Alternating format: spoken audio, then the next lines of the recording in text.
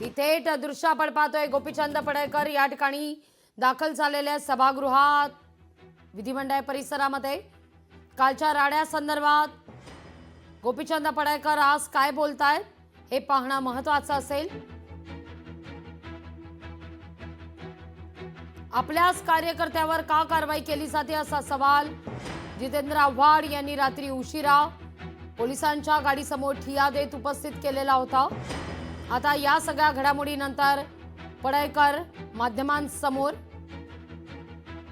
त्यामुळे या सगळ्या मुद्द्यावर लॉबीतल्या हाणामारी प्रकरणी पडळकर आज पुन्हा काय बोलतायत याकडे सगळ्यांच्याच नजर आहेत। थेट जाऊया पडळकर बोलतायत। व्यक्त केलेली आहे। काल माननीय अध्यक्ष महोदयांच्याकडे जाऊन मी स्वतः दिलगिरी व्यक्त केली होती आणि माननीय अध्यक्ष साहेबांना मी विनंती केली होती या आमच्या सहकाऱ्यांच्याकडून चूक झालेली आहे, त्यांना सक्त ताकीद देऊन आम्हाला जी काही तुमची काही कारवाई असेल ते करा आणि त्यामुळे त्यांच्या अधिकारातला हा विषय आहे।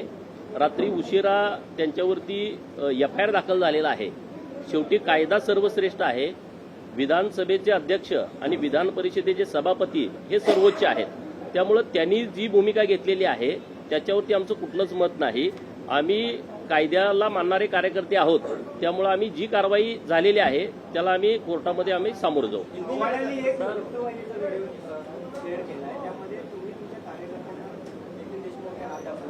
अरे तुम्ही बघा ना, तो नितीन देशमुख माझ्या ओळखीचा कार्यकर्ता नाही आणि तो कशा पद्धतीनं खालनं एवढी सगळी गर्दी आहेत, आम्ही तिकडे कोपऱ्यात सगळे व्हिडिओ काढा ना, जवळपास 10-15 मिनिटं मी तिथं होतो आणि आमचे काही कार्यकर्ते ते फोटो काढत त्यांच्याबरोबर उभा होतो। परत आम्ही बोलून, कारण काल माझी लक्षवेधी होती, काल अर्ध्या तासाची चर्चा होती, अख्खा दिवस मी सभागृहात होतो, परंतु कामकाजामध्ये 9 लक्षवेधी झाल्या, 10वी लक्षवेधी माझी होती, म्हणजे उद्या अर्ध्या तासाची चर्चा। सकाळी मी 9ला सभागृहामध्ये आलोय, तुम्ही सगळे फुटेज काढून बघा, आणि अर्ध्या तासाची चर्चा झाली नाही कारण आमचे मंत्री महोदय तिथे उपस्थित नव्हते, त्यामुळे मी अर्ध्या तासाची चर्चा आणि लक्षवेधी होणार नाही म्हटल्यावर मी निघालो होतो। तो प्रसंग इथं काढला, तुम्ही बघितलं ती सगळी परिस्थिती, त्याच्यावरती मला अजिबात काही बोलायचं नाही। त्यामुळं ज्या पद्धतीनं आमच्या कार्यकर्त्यावरती गुन्हा दाखल झालेला आहे, आम्ही त्याचा आदर करतो आणि न्यायालयामध्ये आम्ही आमची बाजू मांडू।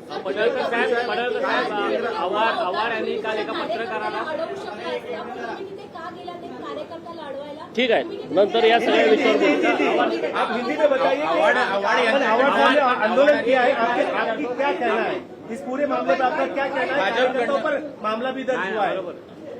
हमारे कार्यकर्ता के ऊपर जो एफआईआर रात देर दर्ज हुई है, तो ये जो विधानसभा क्षेत्र है वो विधानसभा के अध्यक्ष सम्मानीय और विधान परिषद के सभापति साहब इनके अंतर्गत आता है।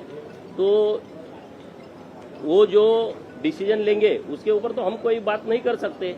वो आदरणीय कुर्सी पे बैठे हुए हैं, जी उन्होंने जो डिसीजन लिया है उसका हम सम्मान करते हैं, और जो हमारे कार्यकर्ताओं के ऊपर जो एफआईआर दर्ज हुई है तो हम कोर्ट में जाएंगे।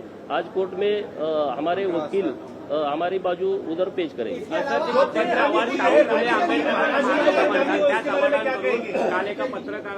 शूटिंग करताना त्याच्या हातावर मारण्यात, अरे तुम्ही आता त्यावर बोला ना, तुम्ही आता पोलिसांची गाडीची मोडतोड करता, मग हे कुठला प्रकार आहे?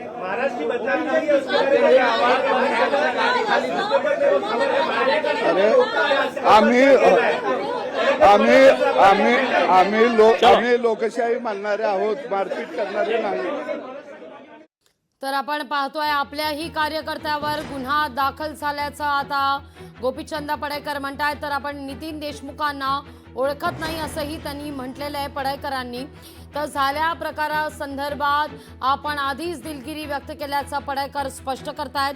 आपल्या कार्यकर्त्याची चूक झालेली आहे, कारवाई करा आणि आपण या सगळ्याला कोर्टात सामोरे जाऊ असंही पडळकरांनी म्हटलेलं आहे। याच बातम्यांसह बुलेटिनमध्ये आता वेळ झालेली आहे, इथंच थांबण्याची। अपडेट राहण्याकरता पाहत रहा लोकशाही मराठी। लोकशाही मराठी ऐका, पहा, जागरूक रहा।